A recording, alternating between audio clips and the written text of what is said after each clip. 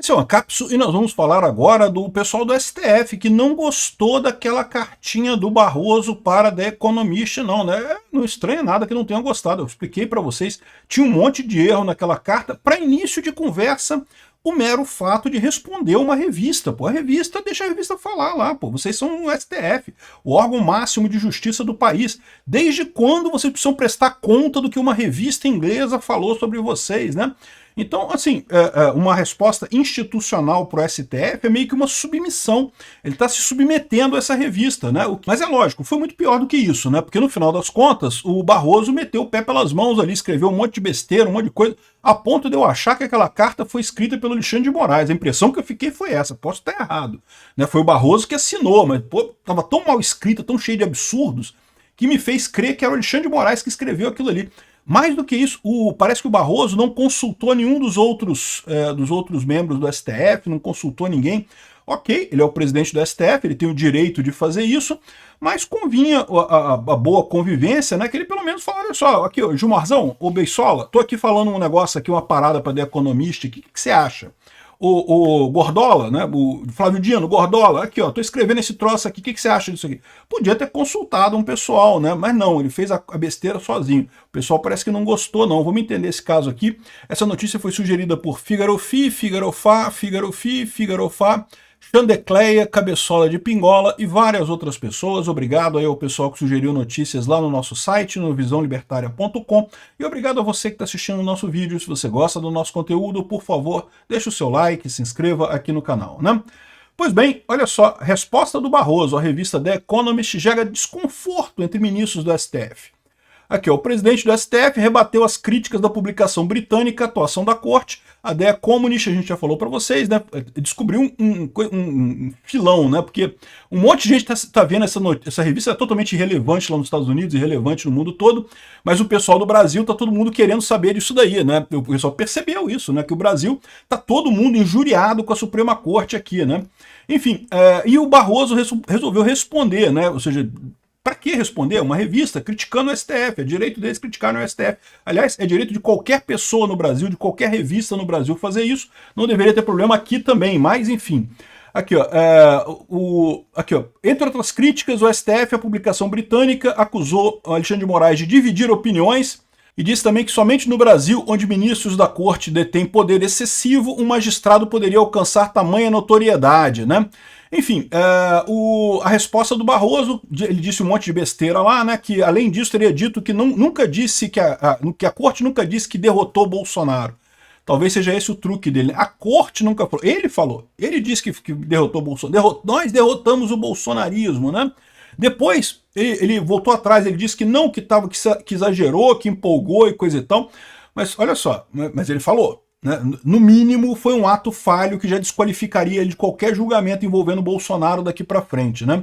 Na verdade, teve vários outros casos aqui. A gente vai falar sobre esses 6 afirmações contestáveis da nota do Barroso à revista The Economist. Mas o ponto foi esse, né? Parece que os outros ministros do STF não gostaram disso daí, porque acharam justamente que foi uma resposta cheia de erros, cheia de problemas, que vai causar mais complicação. E lembra, a The Economist está adorando esse filão. Descobriu um filão que ela fala as coisas, as pessoas prestam atenção. Ninguém mais presta atenção dela na Inglaterra, né?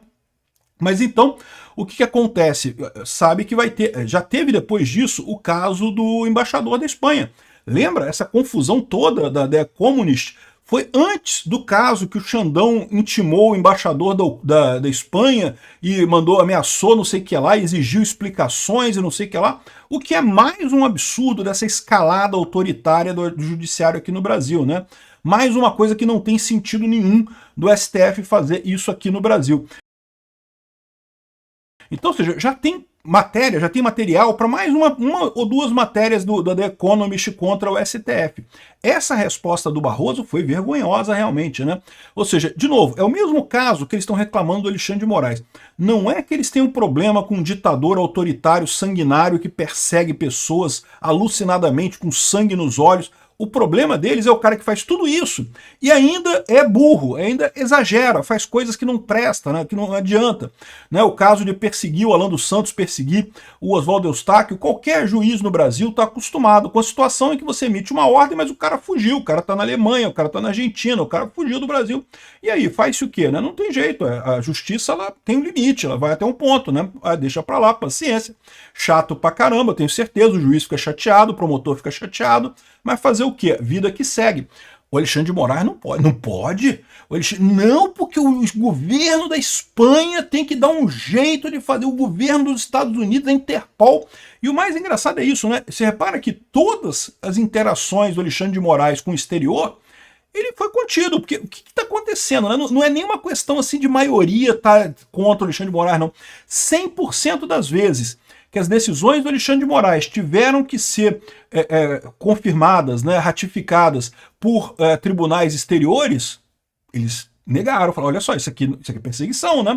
Isso deveria dizer muito sobre o grau de problema que tem essas decisões do Alexandre de Moraes. A gente fala aqui, eu falo isso aqui, um monte de advogados no Brasil falam isso aqui, mas aqui no Brasil não tem ninguém que possa virar e falar, Xandão, para com isso aí que você está fazendo merda, né? Então, o que tem é isso, são tribunais lá fora que olham para o caso e falam, porra, peraí. E, de novo, a gente não está falando de tribunais bolsonaristas ou tribunais de direita e coisa e tal. A negação da extradição do Alan dos Santos foi durante o governo Biden lá nos Estados Unidos. Oswaldo Eustáquio está na Espanha, que é um país de esquerdistas, de amigos do Lula esquerdistas. A Interpol está na França, que é do Macron, amigo do Lula esquerdista também. Ou seja, a gente não está falando de caso de juízes de direita que estão do lado do Bolsonaro. Não, é juízes que olharam para a coisa, peraí, porra, como advogado, olho para a coisa e falo, caramba, isso tem absurdo nisso daqui. Qual o crime do Alan dos Santos? Ele planejou um golpe de Estado. Peraí, mas... ele está sendo acusado de golpe de Estado. O cara deu um golpe de Estado. Peraí, o que você está falando aqui? Que no dia tal ele publicou tal coisa no Twitter, dia tal ele publicou tal coisa no Instagram, dia tal ele publicou tal coisa não sei aonde. Pô, cadê o golpe de Estado nisso daqui? O cara falou um monte de coisa? Criticou um monte de coisa? Criticou, mas... cadê o golpe de Estado nessa história, né? Foi o que fez a Corte Espanhola. A Corte Espanhola, a acusação que o Alexandre de Moraes mandou para eles lá, que o Oswaldo Eustáquio estaria dando um golpe de Estado e não sei o que lá. Aí o juiz lá pegou, peraí, golpe de Estado, o que foi? Porque no dia tal ele criticou o Shor, no dia tal ele disse que o Shor era o cachorrinho do Xandão, no dia tal ele disse que não sei o que lá. Pô, cadê o golpe de Estado nessa história, né? É o que eu falo para vocês, está ficando cada vez mais difícil, até para o pessoal que está do lado do Xandão aqui, defender o Xandão. É muito erro junto. E agora o Barroso entrou na levada, né? Tá fazendo erro também. Eu fico me perguntando, sinceramente fico me perguntando, é tanto erro nesse negócio, que eu fico me perguntando se não foi o Xandão que escreveu esse negócio e falou pro Barroso, Barroso, olha só, publica isso daqui que eu quero essa defesa aqui, se você não publicar eu vou contar o seu podre, não sei o que lá, sei lá, qual é a dinâmica, né, que tem lá no STF, né? Aqui, ó, 6 afirmações contestáveis na nota de Barroso, da revista The Economist. Contestáveis, o pessoal tá pegando leve pra caralho aqui, né? Porque, porra, muito mais do que isso, uma merda aqui. O X não tinha representado... A primeira coisa, né? O próprio fato dele responder uma revista, não tem lógica isso, né? A revista, pode criticar, deixa pra lá, né? O X não tinha representante legal porque sofreu uma ameaça, né? Ele falou que o X foi proibido no Brasil porque não tinha representante legal. 2 absurdos aí. Primeiro, que não tem lei brasileira que exija ter representante legal no Brasil. Não existe tal lei. Essa lei foi inventada da cabeça do Alexandre de Moraes. E o X não tinha representante legal porque sofreu ameaça, né? O Alexandre de Moraes ameaçou prender as pessoas se elas não tirassem contas, que é outra coisa que a lei brasileira proíbe explicitamente. Lá no Marco Civil da Internet é proibido você tirar conta porque isso seria censura prévia, né? Aqui, ó, os motivos das decisões de censura não são públicos nem para os advogados.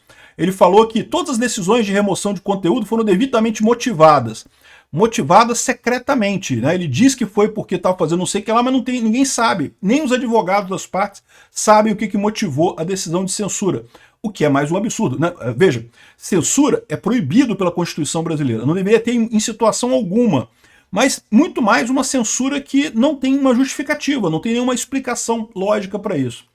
Aqui, ó, nós derrotamos o bolsonarismo é frase de Barroso amplamente divulgada. Ele disse que o presidente do tribunal nunca disse que a corte derrotou o Bolsonaro. Ele disse que não, que foram os eleitores que derrotaram o Bolsonaro, que não foi a corte, coisa e tal. Mas não. Mas o problema aqui, Barroso, é mais do que isso, né? Você mostra que você tá contra o Bolsonaro. Como é que você vai julgar o Bolsonaro, então?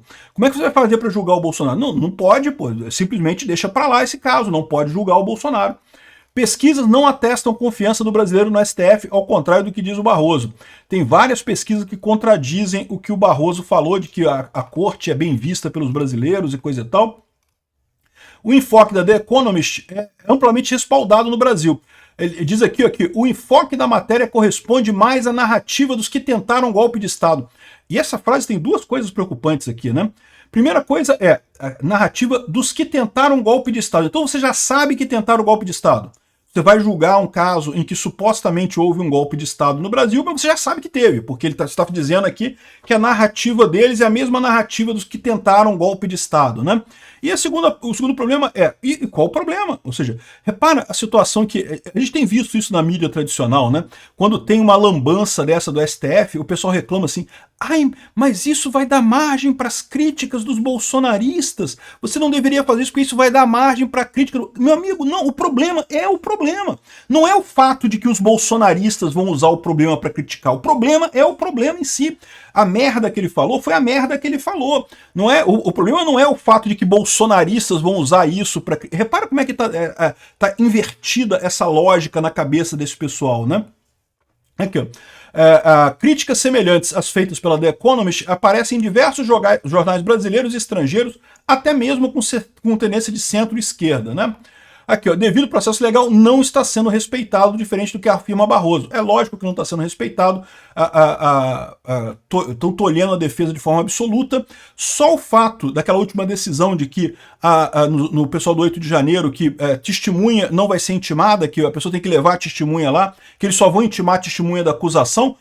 Que porra é essa, cara? Isso é um absurdo completo, isso é um negócio que não tem nenhuma lógica. Você está claramente ajudando a acusação e prejudicando a defesa. Isso é cerceamento de defesa, isso é prejudicar o direito de defesa das pessoas, que deveria ser sagrado dentro do devido processo legal, né? Então, esse é o fato. Parece que tem gente do STF insatisfeita com o papo que o Barroso falou.